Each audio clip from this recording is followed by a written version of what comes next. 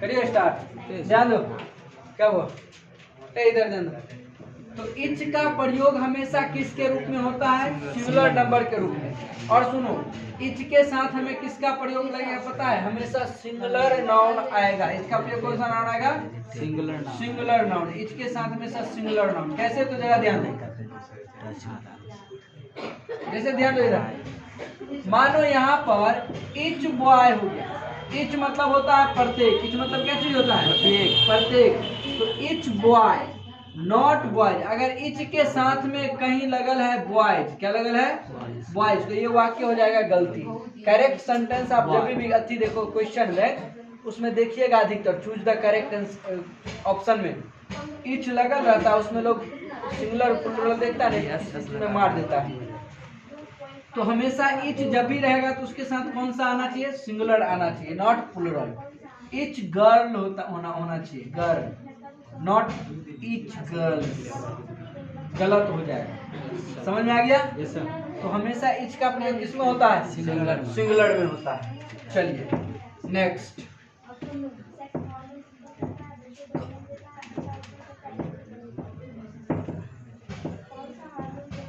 चलिए इच हो गया है।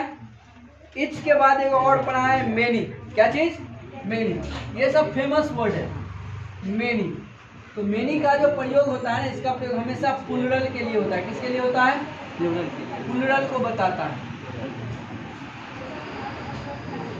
अब सुनो, जब मेनी रहेगा, MANY, मेनी रहेगा, तो इसके साथ कौन सा नाउन लगेगा? प्लुरल नाउन होना चाहिए। बताओ, मेनी बॉय या मेनी बॉयज? Many boys. भाई मेनी बॉय होना चाहिए। समझ आ रहा? क्योंकि ये प्लुरल है तो ये भी क्या होना चाहिए? प्लुरल। मेनी क्या होना चाहिए? गर्ल। क्या होना चाहिए? गर्ल। तो आपको ध्यान में रखना है, जहां मेनी है वहां नाउन प्लुरल आएगा, और जहां इच है वहां नाउन क्या आएगा? सिंगुलर आएगा। समझ में आ गया? चलिए स्टॉप कीजिए। कितना नंबर रूल था इससे पहले? 3 था। रूल नंबर अब हो गया 4। रूल कितना? 4। अब ध्यान दो, अगर आपको कभी भी सेंटेंस में ए आ जाए या एन आ जाए, इच आ जाए, एवरी आ जाए, आइदर आ जाए, नाइदर आ जाए, वन आ जाए, अनदर आ जाए, यानी कि etch, every, either, neither, one, another, इस सारे के सारे वर्ड का जो प्रयोग होता है वो हमेशा सिंगुलर के रूप में किया जाता है। किसके रूप में? सिंगुलर। ये हमेशा क्या होगा? बोलो, सिंगुलर होगा। कौन सा होगा? सिंगुलर।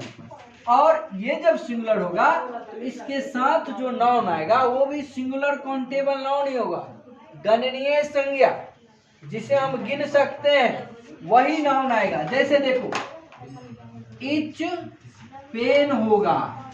इच क्या होगा? पेन। अगर यहाँ पर कोई समझो कि अगर इच पेंस कोई लगा देता है तो सिस्टम क्या हो जाएगा? गलत। क्यों? क्योंकि इच जो है वो हमेशा किसके रूप में प्रयुक्त होता है? सिंगुलर के रूप में हमेशा आता है। इच हमेशा किसके रूप में आता है? आपको बहुत सारे अभी मिलेंगे चूज द करेक्ट सेंटेंस। पहले आराम से पढ़ लीजिए, उसके बाद मैं दिखाता हूँ कि कितना ढेरों एग्जाम्पल है जिसको आपको समझना है। इच के बाद पेंस नहीं होगा। जैसे इच हाँ, ए बॉय होगा। कभी सुने हो ए बॉयज? नहीं, हो ही नहीं सकता, क्योंकि ए का प्रयोग किसके रूप में किया जाता है? बोलो, ए के सिंगुलर थोड़ा है। ए का प्रयोग हमेशा किसके रूप में होगा? सिंगुलर। अब देखो, आइदर बुक, ये आइदर बुक है और कोई लिखता है आइदर बुक्स, तो बोलो कौन सही होगा दोनों में से? आइदर बुक सही होगा। आइदर बुक सही होगा, ये सही नहीं होगा, क्योंकि इसका भी प्रयोग हमेशा किसके रूप में लिया जाता है? सिंगुलर के रूप में होता है। चलो एग्जाम्पल नोट करो फटाक से। एग्जाम्पल नोट करो फटाक से। के बोझ गिरे। जीवन में हंसना और जाल में फंसना बराबर होता है। जीवन में हंसोगे तो खुश रहोगे, और जाल में फंसोगे तो दुख रहोगे। इसलिए जाल में नहीं फंसो, क्या करो? हंसो। और जो हंसाऊ